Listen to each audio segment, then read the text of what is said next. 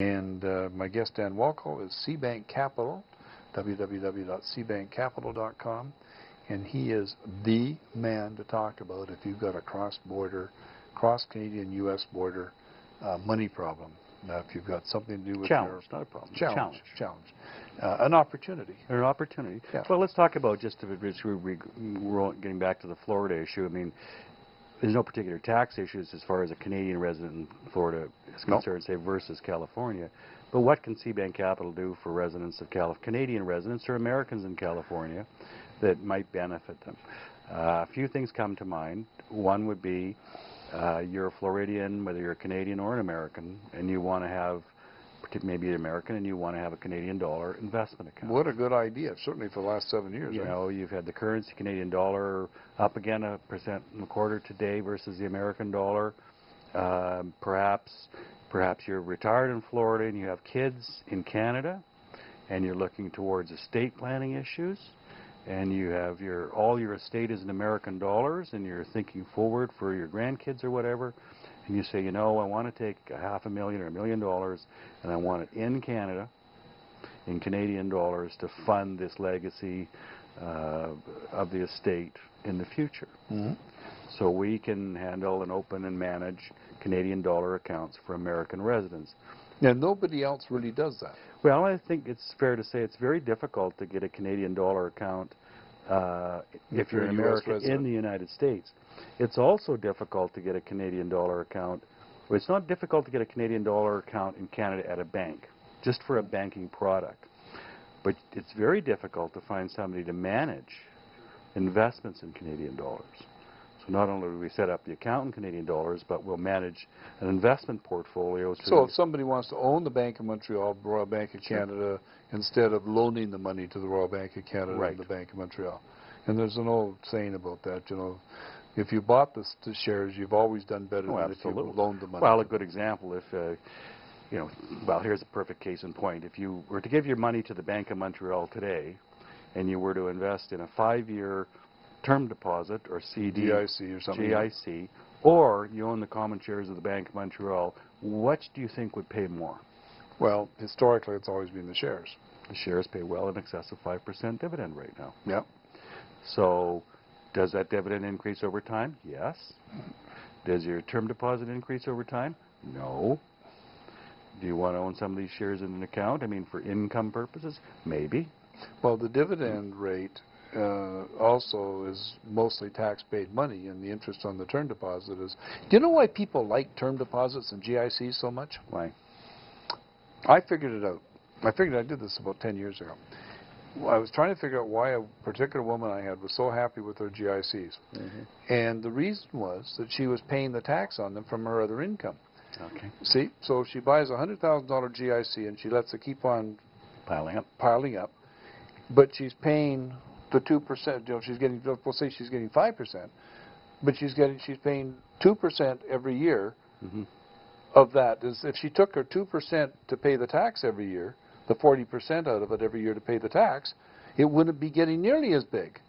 But because she's taking the 40% tax on the GIC income out of her other income, she thinks this GIC is just doing really well. Yeah, yeah. And it took me, I'm 60, I was 50, well, 70. I feel like they figured it out someplace around 1990. So when it suddenly dawned on me, and I'd been a mutual fund, I mean, why are people so happy? That's why they're happy. Yeah.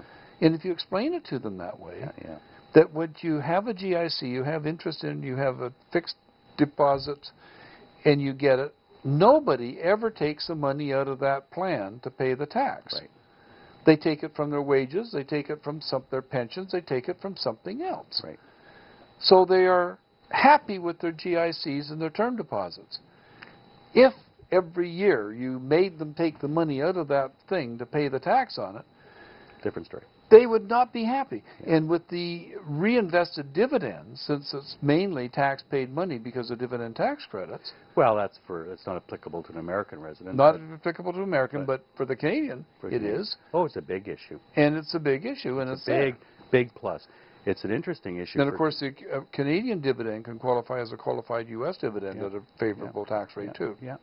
So there's all kinds of benefits when, you know. But again, addressing the issue for why would a Floridian want to deal with us? I mean, there's the issue of dealing, offering those kinds of opportunities, whether it's for estate planning purposes or simply you're well-to-do Floridian or maybe not so well-to-do, but you say, you know what, I just don't feel comfortable having all my assets in U.S. dollars. And I want something. I don't want to go and buy, some foreign exotic currency or whatever, but I want to have something that does well and is close to home. So there's an issue there, David.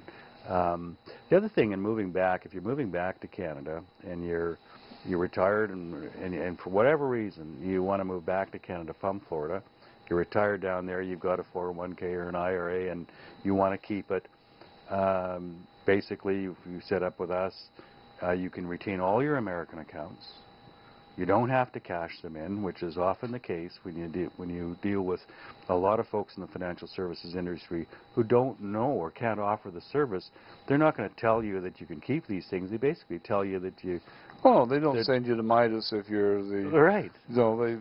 They want the business right there. So exactly. As far as they're concerned, all you can do is cash it in because they can't hand you it. Right.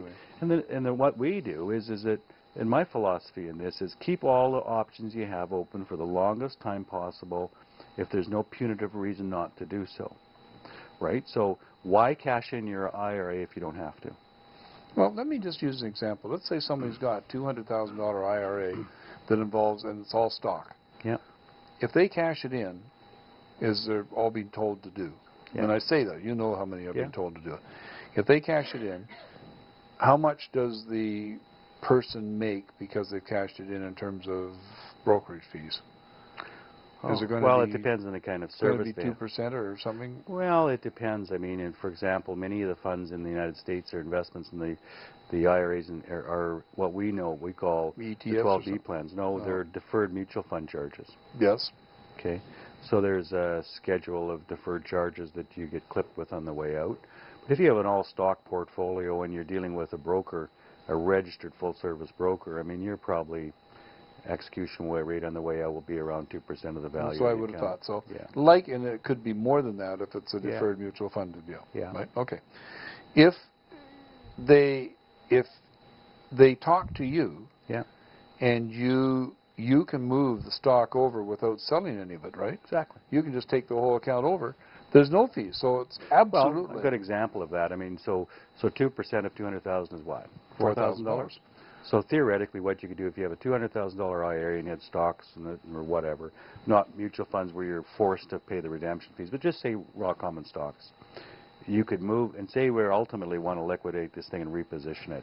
You don't have to, but you may. We would basically set up a tax-free rollover to our IRA accounts. We roll all the securities over. We liquidate them for execution. Costs on that would be $9 per security. So maybe you had 25 securities or 20 securities, say times $9, $180.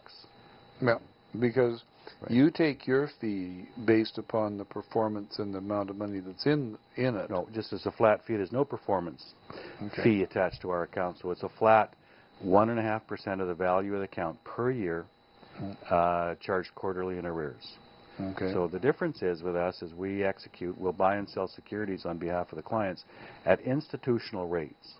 So we'll buy and sell securities for $0.01 a share versus a regular broker, for example, who will charge you full commission. I mean, we have institutional rates with all of our business partners, and